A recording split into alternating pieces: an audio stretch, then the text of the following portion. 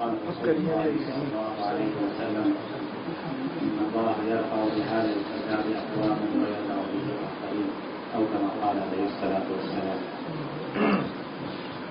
حضرات محترم، زبان نبوت سے اللہ رب العزت نے اپنے قضاء و قدر کا یہ فیصلہ سنایا. اس امت کے لیے اللہ کی طرف سے یہ فیصلہ ہے. اس امت کی بلندی، اس امت کی ترقی قرآن سے وابستہ ہے. اور قرآن ہی کو پس کش ڈالنے کی بنیاد پر اس امت کی ذلت و رسوائی مقدر ہے. اسباب چاہے کچھ بھی پیدا ہو جائیں، لیکن در حقیقت اصلی سبب جو ہے وہ مسلمانوں کے قرآن سے ہوئی. اللہ تعالیٰ کا جو فیصلہ ہوتا ہے وہ فیصلہ کل ہوتا ہے. یہ کوئی فیصلہ ایسا نہیں جو منسوخ ہو جائے، بلکہ امت کو یہ چاہیے کہ اس فیصلے کو سمجھیں اور اس فیصلے کے مطابق اپنے زندگی کے رخ کو طے کریں. اسی لیے اسی حدیث کے پیش نظر علامہ اقبال نے کہا تھا، وہ معزز تھے زمانے میں مسلمان ہو کر، وہ معزز تھے زمانے میں مسلمان ہو کر، اور ہم خار ہوئے تاریخ قرآن. جب سے مسلمانوں نے قرآن پاک کو پاس سے پہنچ ڈالا، اس وقت سے مسلمانوں کا مقدر ذلت رسوائی کے سبب ہے. مسلمان مختلف قسم کے اسباب تلاش کرتے ہیں، لیکن اللہ کے فیصلے کو نہیں دیکھتے کہ اللہ کا فیصلہ کیا ہے اور اس سلسلے میں ہماری زندگی کا رخ کیا ہے. جب تک مسلمان اپنی زندگی کے رخ کو اللہ کے فیصلے کے مطابق نہیں کریں گے، اس وقت تک مسلمانوں کے لیے حالات سازگار نہیں ہو سکتے.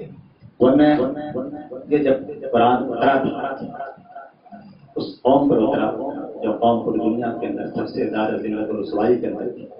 وہ قوم ایسی قوم تھی جہاں کے جس پر حکومت کرنا دنیا کی کسی طرح کی کوئی دنیا کا کوئی بادشاہ نہیں کرنا چاہتا تھا. لیکن جب قرآن اترا، اللہ تبارک و تعالیٰ نے ایسی بلندی پر پہنچایا کہ ایسی بلند جماعت دنیا کے اندر قیامت تک نہیں آ سکتی. وجہ یہی تھی کہ انہوں نے قرآن کو اپنے سینے سے لگایا، قرآن کو اپنے دل و دماغ میں بسایا. اس کی وجہ سے اللہ تبارک و تعالیٰ نے دنیا کے سارے فتوحات کو ان کے قدموں میں ڈال دیا. اور یہ سلسلہ اس وقت تک جاری رہا جب تک کہ مسلمانوں نے قرآن کو اپنے سینے سے لگائے رکھا. پوری امت بحیثیت مجموعی قرآن کو سب سے اولین درجہ تک دیتے رہے، اس وقت تک مسلمانوں کا مقدر چمکتا رہا. لیکن جب سے مسلمانوں نے زبان سے تو یہ کہنا شروع کیا کہ قرآن سب سے اعلیٰ و افضل ہے، لیکن دل و دماغ سے اور اپنے اعمال سے ثابت کر دیا کہ قرآن نہیں، ہماری زندگی کی تبدیلیاں، ہمارا مستقبل اور ہمارا فیوچر قرآن کے علاوہ دوسری چیزوں سے وابستہ ہے. دنیا میں دوسرے علوم کی بنیاد پر وابستہ ہے.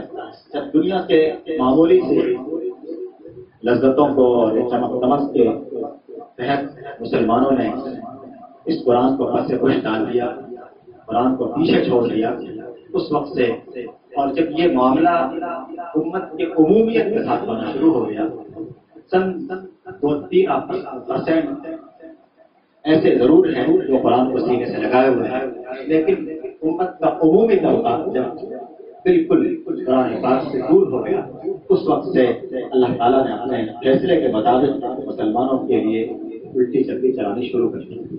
اور مسلمان مختلف اسباب تلاش کرتے رہے، لیکن در حقیقت قرآن سے دوری ذلت و رسوائی کا سب سے بڑا سبب ہے. اور مسلمان اس وقت تک دوبارہ عزت کے بلند مقام تک نہیں پہنچ سکتے جب تک کہ دوبارہ اللہ کے اس فیصلے کے مطابق قرآن سے اپنا رشتہ نہ جوڑ لیں، اپنے اعلیٰ اولاد کا رشتہ نہ جوڑ لیں. اور وہی معاملہ جو اس وقت کے اکابرین نے کیا تھا قرآن کے ساتھ، وہی معاملہ ہم نہ کرنے لگے.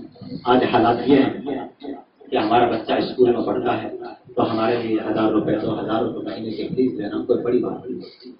لیکن جب ہمارا بچہ کسی مکتب میں جاتا ہے تو وہاں 100 روپے 200 روپے فیس بھی خارج پڑتا ہے۔ حضرات گرامی، جب سے مسلمانوں کے یہ حالات بنے اس وقت سے اگرچہ کہنے کے اعتبار سے تو مسلمان سب سے زیادہ عقیدت اور محبت قرآن سے رہا ہے۔ اسی بنیاد پر دیکھتے ہیں کہ اگر قرآن کا ہے تو نسخہ چلایا جاتا ہو یا قرآن کی کہیں بے حرمتی ہو رہی ہو تو مسلمان اپنی جان دینے کے لیے تیار ہو جاتے ہیں، لیکن یہ ایک جذباتی معاملہ ہے اور جو حقیقت ہوش کے ساتھ وہ کام نہیں ہوتا، بلکہ مسلمانوں کو اسی جگہ پر آنا پڑے گا کہ وہ اپنے سوچ سمجھ کے ساتھ قرآن سے اپنے تعلق کو آپ مضبوط کریں۔